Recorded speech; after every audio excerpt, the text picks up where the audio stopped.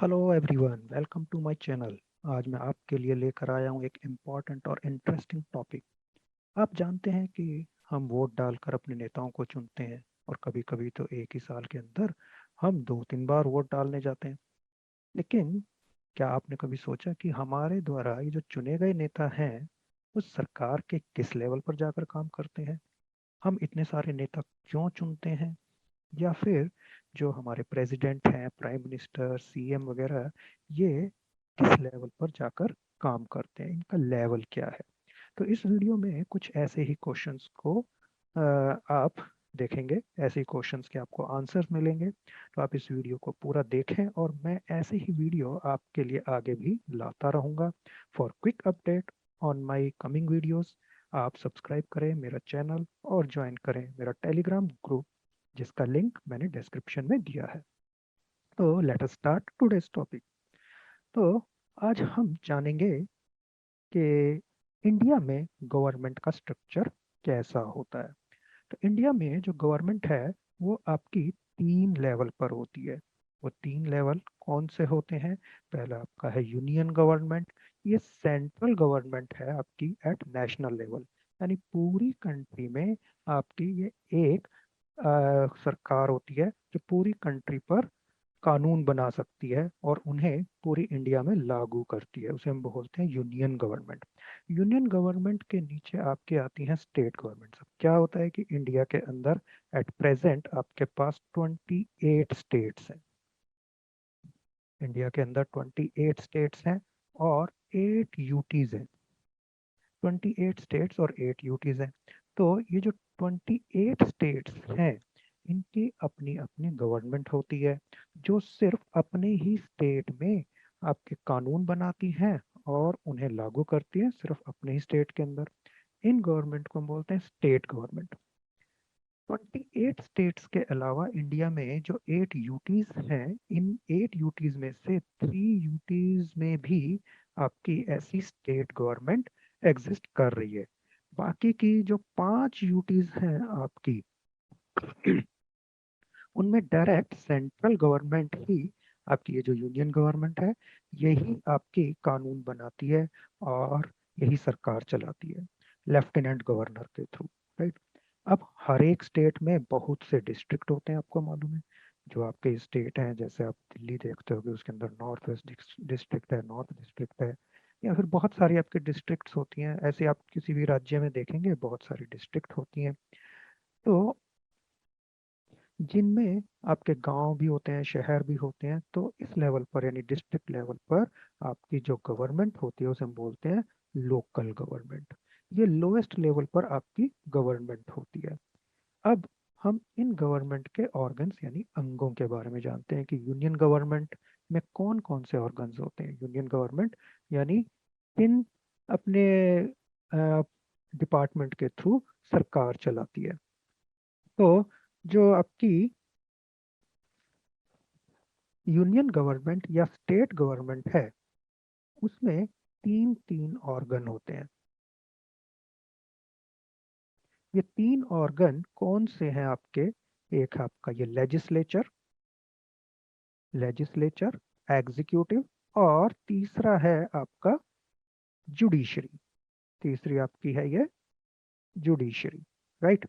तो सिमिलरली आपके state government के अंदर होते हैं यही आपके लेजिस्लेचर, ये लेजिस्लेचर, और ये एग्जीक्यूटिव और जुडिशरी। लेकिन जो आपकी ये लोकल गवर्नमेंट होती है लोएस्ट लेवल पर, इसमें ऐसे लेवल्स नहीं होते हैं। तो सबसे पहले अब हम देखते हैं कि लेजिस्लेचर का काम क्या होता है। जो लेजिस्लेचर का काम होता है, ये वो होता है कानून बनाना। लेजिस्लेचर का काम होता है कानून बनाना, लॉ बनाना। और जो हमारे एग्जीक्यूटिव होते हैं, एग्जीक्यूटिव का जो काम होता है उन कानून को पास करके एग्जीक्यूट करना यानी लागू करना। राइट। जुडिशरी का जो काम है वो डिस्प्यूट रेजोल्यूशन का काम होता है। यानी जजेस वगैरह, जो आपके कोर्ट्स वगैरह होते हैं, वो किसी डिस्प्यूट को रिजॉल्व करते हैं, उसके बारे में अपनी जजमेंट देते हैं। अब इन सभी को हम थोड़ा सा ब्रीफ में समझ लेते हैं कि ये होते क्या है। पहले हम यूनियन गवर्नमेंट के लिए इनका स्ट्रक्चर समझते हैं। वैसे लेजिस्लेचर, एग्जीक्यूटिव और जुडिशरी आपके स्टेट गवर्नमेंट में भी होते हैं। अभी हम पहले यूनियन गवर्नमेंट के लिए इनका स्ट्रक्चर समझते हैं। तो यूनियन गवर्नमेंट में पहले आप देखें कि लेजिस्लेचर कैसा होता है। यूनियन गवर्नमेंट की जो लेजिस्लेचर होती है वो होती है पार्लियामेंट। पार्लियामेंट बोलते हैं इसको। और पार्लियामेंट में आपके दो हाउस होते हैं जिन्हें हम बोलते हैं लोकसभा एंड राज्यसभा। पार्लियामेंट को हम संसद भी बोलते हैं हिंदी के अंदर। और लोकसभा जो होता है हमारा वो होती है लोअर हाउस और राज्यसभा होती है अपर हाउस। इनके जो मेंबर्स होते हैं, लोकसभा के मेंबर्स हों या राज्यसभा के मेंबर हों, दोनों ही पार्लियामेंट में होते हैं, तो इसलिए हम इन्हें मेंबर्स ऑफ पार्लियामेंट भी बोलते हैं। तो शॉर्ट में इनके मेंबर्स को हम कह देते हैं एमपी, यानी मेंबर्स ऑफ पार्लियामेंट। और हिंदी में इनको हम कह देते हैं सांसद, क्योंकि ये संसद में बैठते हैं पार्लियामेंट में, इसलिए ये सांसद। लोकसभा में मैक्सिमम आपके 552 मेंबर्स जो है हो सकते हैं कॉन्स्टिट्यूशन के अकॉर्डिंग। यानी कॉन्स्टिट्यूशन में कहा गया है कि लोकसभा के अंदर आप मैक्सिमम 552 मेंबर्स रख सकते हैं, लेकिन प्रेजेंटली जो अप्रूव्ड है वो है 545 मेंबर्स, राइट। इसी तरह से राज्यसभा में जो कॉन्स्टिट्यूशन में कहा गया है वो है कि आप 250 मेंबर्स रख सकते हैं, लेकिन प्रेजेंटली आपके मेंबर्स हैं इसके अंदर 245, राइट। तो लोकसभा के जो मेंबर्स होते हैं वो हम देख लें कि कौन इनको इलेक्ट करता है। जो लोकसभा के मेंबर होते हैं they are directly elected by the people. इनको यानी जो हमारे इंडिया की जनता है वो सीधा वोट डालकर चुनती है, और 5 साल के लिए ये चुने जाते हैं। ये 5 साल के लिए चुने जाते हैं। लेकिन क्या है कि कुछ ऐसी सिचुएशन हो जाती है जिनमें कुछ इमरजेंसी आ जाती है, तो ये 5 साल की बजाय मैक्सिमम 1 साल और एक्सटेंड किया जा सकता है। तो +1 ईयर और हो सकता है मैक्सिमम इसके अंदर, राइट। लेकिन ये इमरजेंसी की सिचुएशन में होता है सिर्फ। और हाँ, अगर मान लो कोई सरकार अपना बहुमत खो देती है, बीच में उनकी मेजोरिटी नहीं रह जाती, तो कई बार ये 5 साल से पहले भी आपकी डिसॉल्व कर दी जाती है लोकसभा, यानी खत्म कर दी जाती है, भंग कर दी जाती है, राइट। तो इसके बाद हम देखते हैं कि जो ये मेंबर्स होते हैं आपके लोकसभा के जो मेंबर्स हैं, अपने ही मेंबर से एक स्पीकर और एक डेप्यूटी स्पीकर, एक स्पीकर और एक डेप्यूटी स्पीकर यानी कि अध्यक्ष, स्पीकर को हम अध्यक्ष बोलते हैं, तो अध्यक्ष और डेप्यूटी स्पीकर यानी उपाध्यक्ष नियुक्त करते हैं। इनका काम जो है वैसा ही होता है कि जैसे कि स्कूल के अंदर जो स्कूल की जो क्लासेस होती हैं उसमें मॉनिटर करता है। आपको एक मॉनिटर चूज कर लिया जाता है स्टूडेंट्स में से, और वो क्लास को माइंड करता है। इसी तरह से स्पीकर और डेप्यूटी स्पीकर का काम होता है इसके अंदर, राइट। तो जो राज्यसभा के मेंबर्स हैं 245 इस वक्त, तो उनमें से जो 233 मेंबर्स हैं, ये 233 मेंबर्स जो होते हैं 245 में से, वो इलेक्ट किए जाते हैं by members of state legislative assembly. State legislative assembly हम आगे इसमें देखेंगे कि स्टेट लेजिस्लेटिव असेंबली क्या होती है, जब हम स्टेट गवर्नमेंट करेंगे उसमें बताएंगे। और इनके मेंबर्स को हम बोलते हैं वैसे एमएलएस। तो ये एमएलएस जो हैं ये इनको इलेक्ट करते हैं। और बाकी के जो 12 मेंबर्स हैं उनको प्रेसिडेंट नॉमिनेट करता है। और कैसे होते हैं ये मेंबर्स, किन पर्सनालिटीज को ये नॉमिनेट करता है, वो होते हैं कुछ डिस्टिंग्विश्ड पर्सनालिटी अपनी अपनी फील्ड में। जैसे कि ऐसे व्यक्ति जो किसी आर्ट में या लिटरेचर में, साइंस में, स्पोर्ट्स एक्सेट्रा किसी भी दूसरी फील्ड के अंदर उन्होंने कुछ अचीव कर रखा है, कुछ बहुत बड़ी चीज अचीव कर रखी है, तो ऐसे मेंबर्स को, ऐसे व्यक्ति को वो नॉमिनेट कर देते हैं राज्यसभा के अंदर। राज्यसभा के जो मेंबर्स होते हैं वो 6 साल के लिए चुने जाते हैं। मैक्सिमम उनका टेन्योर 6 इयर्स का ही रहता है। हर 2 साल में क्या होता है कि 1/3 मेंबर यानी 1/3 जो सदस्य होते हैं वो आपके रिटायर हो जाते हैं।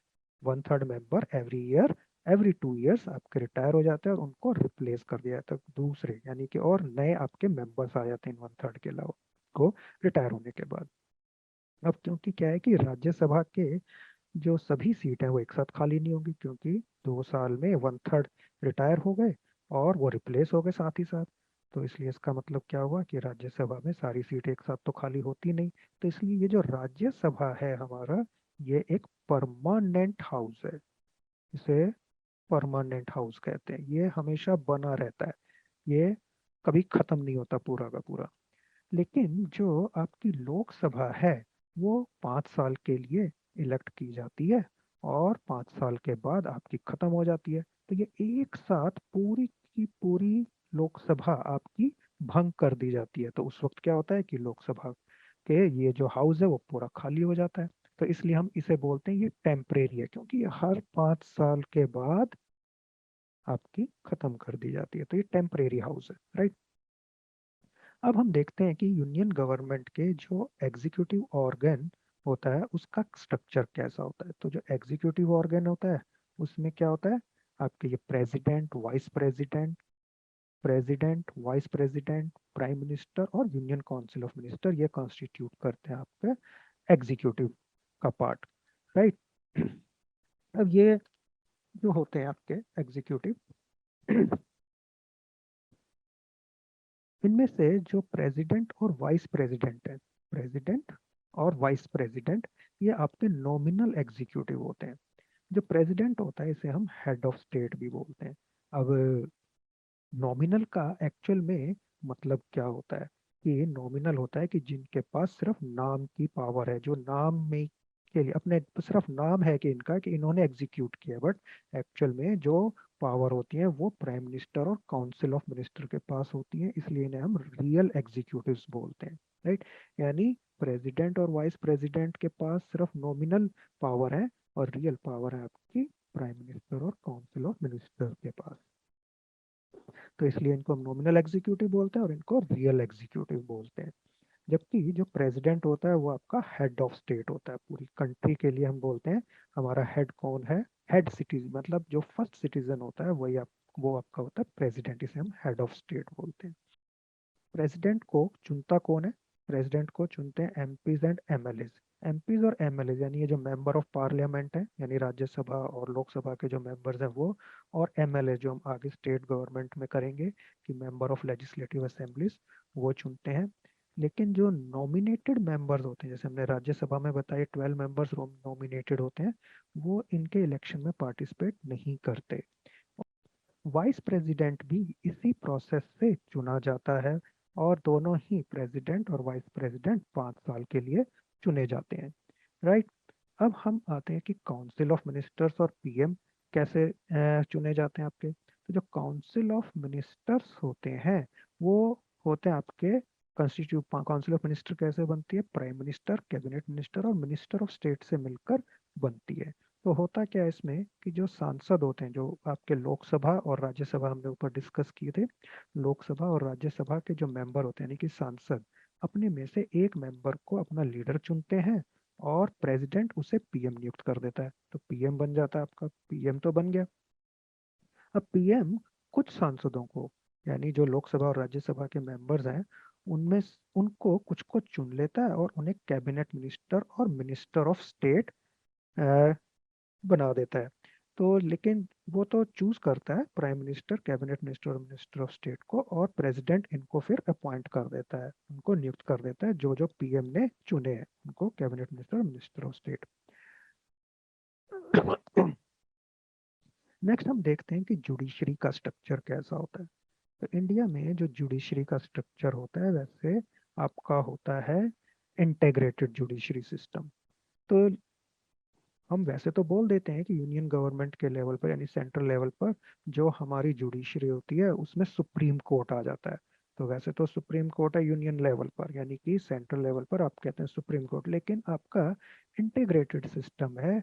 तो इंडिया में जो ये इंटीग्रेटेड सिस्टम है, तो ऊपर से नीचे तक जितने भी कोर्ट होते हैं, जितने भी लेवल के कोर्ट होते हैं, जैसे स्टेट लेवल पर आपके हाई कोर्ट होते हैं, फिर हाई कोर्ट के नीचे आपके सुबॉर्डिनेट कोर्ट्स वगैरह होते हैं, लोअर लेवल के कोर्ट, इस सभी कोर्ट सुप्रीम कोर्ट को रिपोर्ट करते हैं, यानी सुप्रीम कोर्ट इन सबको सुपरवाइज करता है, राइट।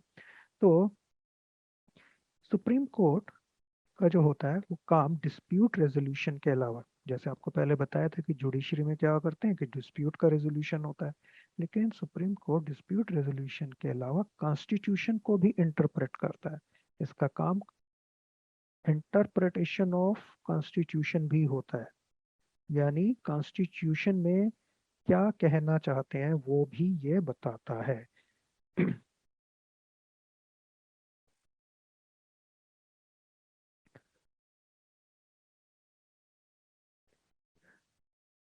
जो सुप्रीम कोर्ट होता है इसमें हाईएस्ट लेवल पर जो जज होता है उसे हम बोलते हैं चीफ जस्टिस ऑफ इंडिया। और इसके अलावा अदर आपके जजेस भी होते हैं जो कि मैक्सिमम आपके 31 जजेस हो सकते हैं।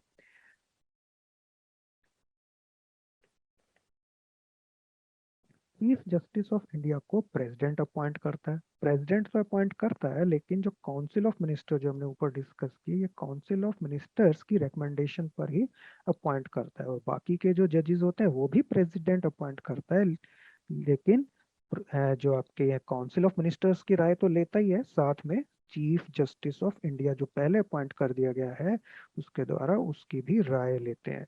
राइट। सभी जजेस जो होते हैं आपके 65 साल की एज तक के लिए अपनी पोस्ट पर बने रह सकते हैं। तो आगे चलो हम देखते हैं कि स्टेट गवर्नमेंट का स्ट्रक्चर कैसा होता है। स्टेट गवर्नमेंट में सबसे पहले जैसे यूनियन गवर्नमेंट में था लेजिस्लेचर, इसमें भी आपका लेजिस्लेचर एग्जिस्ट करता है। तो जो लेजिस्लेचर है उसका स्ट्रक्चर क्या है इसमें, यहाँ पर भी आपके दो हाउसेस हो सकते हैं। दो हाउसेस कौन से लेजिस्लेचर में, एक आपका विधानसभा और एक विधान परिषद। विधानसभा को हम लेजिस्लेटिव असेंबली भी बोलते हैं, ठीक है, और विधान परिषद को लेजिस्लेटिव काउंसिल भी हम कहते हैं। लेकिन मैं यहाँ पर बताना चाहूंगा कि सिर्फ आपके 6 ही ऐसे राज्य हैं जहाँ पर ये दोनों सभाएं होती हैं, यानी आपकी 6 ऐसे राज्य हैं जहाँ पर लेजिस्लेटिव असेंबली भी है और लेजिस्लेटिव काउंसिल भी है। बाकी जो 22 राज्य हैं, 28 टोटल हैं हमारे यहाँ पर, उनमें से 22 राज्यों में सिर्फ और सिर्फ विधानसभा है, वहां पर विधान परिषद नहीं है। तो ऐसे राज्य जहां पर आपके ये दोनों सभाएं होती हैं, दोनों आपके हाउसेस होते हैं, उन्हें हम बोलते हैं बाई कैमरल। तो वो राज्य हैं आपके बाई कैमरल, वहाँ पर बाई कैमरल सिस्टम है लेजिस्लेचर का।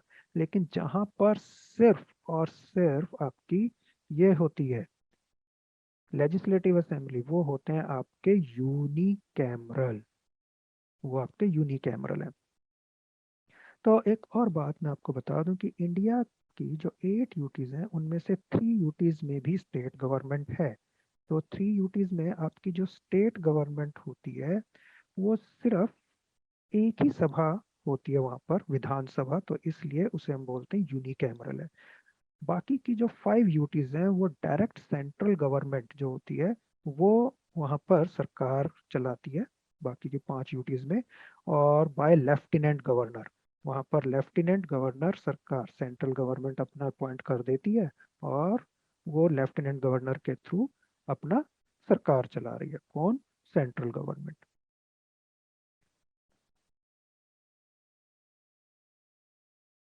जो विधानसभा के मेंबर होते हैं उनको कौन चूज करता है वो हम देख लेते हैं। जो विधानसभा के जो मेंबर्स होते हैं उनको आपके डायरेक्ट जो जनता है, राज्य की जनता, वो चूज करती है वोट डालकर।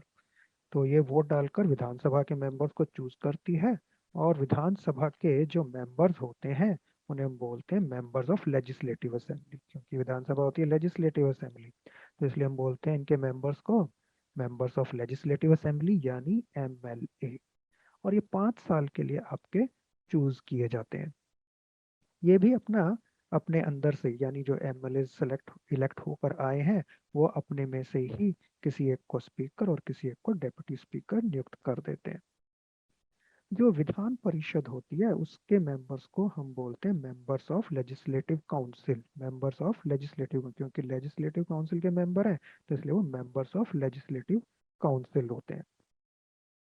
तो विधानसभा में लेकिन क्या होता है कि डायरेक्ट पीपल, जो जो जनता है वो चूज नहीं करती, वो इलेक्ट नहीं करती इन मेंबर्स को। कौन करता है इनको, जो 1/3 मेंबर है they are indirectly elected by MLAs, 1/3 members are by municipal boards वगैरह जो लोकल अथॉरिटीज होती हैं राज्य के अंदर, वो चूज करती हैं। और बाकी 1/12 एंड 1/12 दो पार्ट्स में आपके एजुकेशनल इंस्टीट्यूट्स वगैरह और जो एजुकेशनल पर्सनैलिटीज होती हैं उनमें से चूज किए जाते हैं। और remainings are nominated by governor. Governor क्या होता है? आपका एग्जीक्यूटिव होता है, एग्जीक्यूटिव हेड जो आपका स्टेट के अंदर होता है, राइट। तो चलिए अब हम जान लेते हैं कि स्टेट गवर्नमेंट में एग्जीक्यूटिव क्या होते हैं। स्टेट गवर्नमेंट में जो एग्जीक्यूटिव होते हैं वो कौन होते हैं? गवर्नर और चीफ मिनिस्टर के साथ state councils of minister, state council of minister. तो गवर्नर को अपॉइंट करता है प्रेसिडेंट 5 साल के लिए। गवर्नर को प्रेसिडेंट अपॉइंट कर रहा है, 5 साल के लिए कर रहा है। और लेकिन करता तो प्रेसिडेंट है, लेकिन इसको राय देते हैं यूनियन काउंसिल ऑफ मिनिस्टर। तो एक्चुअल में क्या है कि जिनको यूनियन काउंसिल ऑफ मिनिस्टर कह देती है कि इसे आप गवर्नर अपॉइंट करें, तो प्रेसिडेंट उन्हें कर देता है।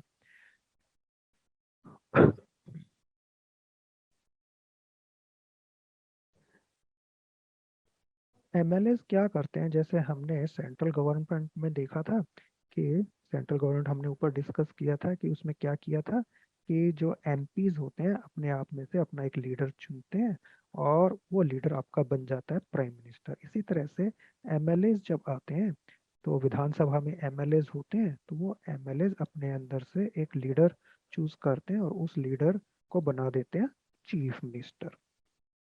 तो वो आपका बन जाता है चीफ मिनिस्टर, राइट।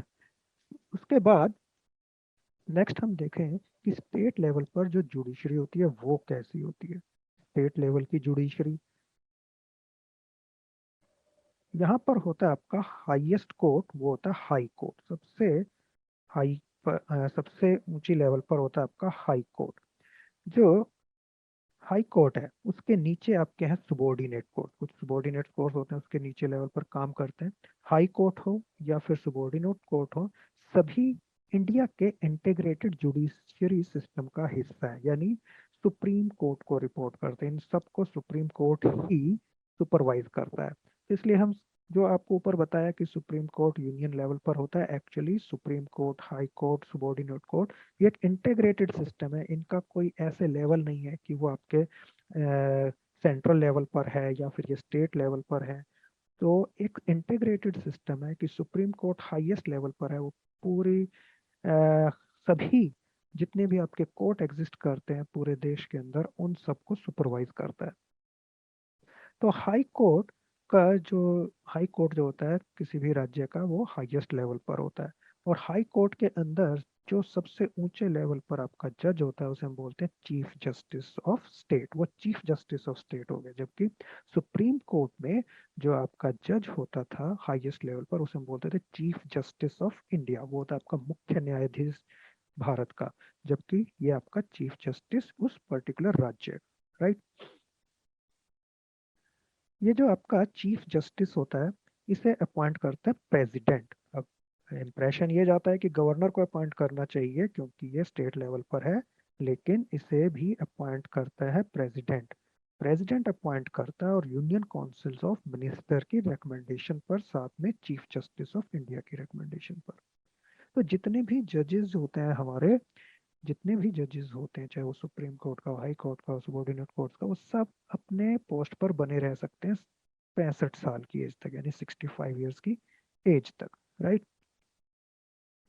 अब हम देखते हैं कि जो सबॉर्डिनेट कोर्ट होते हैं हाई कोर्ट के नीचे लेवल पर जो होते हैं, सबॉर्डिनेट कोर्ट्स जो होते हैं वो आपके मेनली 3 टाइप के होते हैं। 3 टाइप के कौन कौन से होते हैं वो सबॉर्डिनेट कोर्ट? वो आप देखें कि एक होता है civil court, criminal court, revenue court. Mainly ये 3 टाइप के कोर्ट होते हैं। जो सिविल सिविल कोर्ट होता है उसमें हाईएस्ट कोर्ट, बहुत सारे कोर्ट होते हैं सिविल के, तो वो जो हाईएस्ट कोर्ट होता है उसके अंदर वो होता है आपका डिस्ट्रिक्ट कोर्ट। सिविल कोर्ट में हाईएस्ट कोर्ट होता है डिस्ट्रिक्ट कोर्ट, ठीक है। और बाकी सब होते हैं आपके सब कोर्ट, सब जजेस के कोर्ट्स। क्रिमिनल कोर्ट का जो हाईएस्ट कोर्ट होता है वो होता है सेशन कोर्ट, और रेवेन्यू कोर्ट का हाईएस्ट कोर्ट होता है बोर्ड ऑफ रेवेन्यू, राइट। तो जजेस जो होते हैं सभी के, सिविल कोर्ट और क्रिमिनल कोर्ट और रेवेन्यू कोर्ट, इन सब के जजेस को अपॉइंट करता है गवर्नर रिकमेंडेशन पर। जो आपके एमएलए वगैरह होते हैं या फिर एमपीज वगैरह होते हैं, सॉरी जो काउंसिल ऑफ मिनिस्टर होती है, एमएलए जो काउंसिल ऑफ मिनिस्टर में होते हैं वो रिकमेंड करते हैं एमएलए और एमपीज। तो इसके बाद जो होता है आपके अंत में हम देखते हैं कि लोएस्ट जो आपके लेवल पर हमारी गवर्नमेंट होती है वो लोकल गवर्नमेंट। इसमें क्या होता है कि रूरल के लिए जो गवर्नमेंट बनती है उसे हम पंचायत बोल देते हैं रूरल एरियाज के लिए, यानी कि जो विलेजेस वगैरह होते हैं उनके लिए पंचायत होती है, और जो अर्बन एरियाज होते हैं वहाँ पर जो गवर्नमेंट बनती है उन्हें हम बोल देते हैं म्यूनिसपैलिटीज। ठीक है, जो पंचायत अगर जो होती है वहाँ पर, तो पंचायत का जो हेड होता है उसे हम बोलते हैं सरपंच, जबकि म्यूनिसपैलिटी का जो हेड होता है वो होता है आपका मेयर। तो इन सबको, जो पंचायत के आपके मेंबर्स हैं या फिर म्यूनिसपैलिटीज के मेंबर हैं, इन सबको इलेक्ट करते हैं जनता, वहाँ की जो लोकल जनता होती है वही आपकी इनको इलेक्ट करती है। तो आपने देखा कि हमें कितनी बार जो है बार बार वोट डालकर चूज करना पड़ता है, कभी लोकल गवर्नमेंट के लिए अपना नेता चुनना पड़ता है, कभी स्टेट गवर्नमेंट के लिए, कभी आपको सेंट्रल गवर्नमेंट के लिए। तो अलग अलग लेवल पर हमें अपने नेताओं को चुनना पड़ता है। होप आपको ये जानकारी पसंद आई होगी। अगर आपको पसंद आई तो वीडियो को लाइक जरूर करें और चैनल को सब्सक्राइब करें फ्यूचर में ऐसी ही और दूसरी वीडियोस के अपडेट के लिए। Thank you.